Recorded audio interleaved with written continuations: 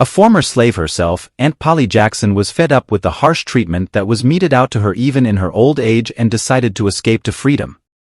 Through the Underground Railroad, she escaped and ended up in the North, settling in Ohio in a settlement known as Africa. Established near Ripley in Ohio, Africa was a settlement of escaped African Americans who had been offered land to settle. The settlement was along the Underground Railway route and fugitives could decide to stay or continue up north after resting. Anti-abolitionist Aunt Polly was offered land and settled in Africa, starting a small farm to sustain herself. As they escaped, fugitives often passed through her land up north, and she saw for herself the various attacks by the anti-abolitionists.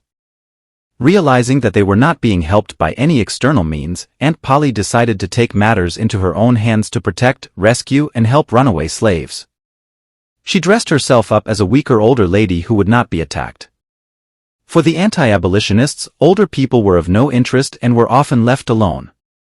She carried a cloth which she wrapped around her shoulder to hide her butcher knife and a kettle of boiling water.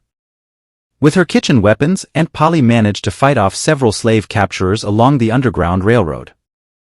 Many of her attacks were at night, and she often poured hot water on the slave hunters when they could not be fought off with a single knife.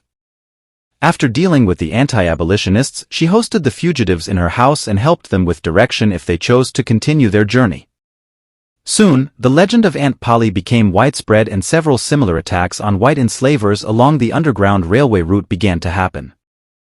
Attacks started to get more deadly, resulting in the death of many white slave hunters, but the tricks of Auntie Polly Jackson helped suppress the reverse railroad system.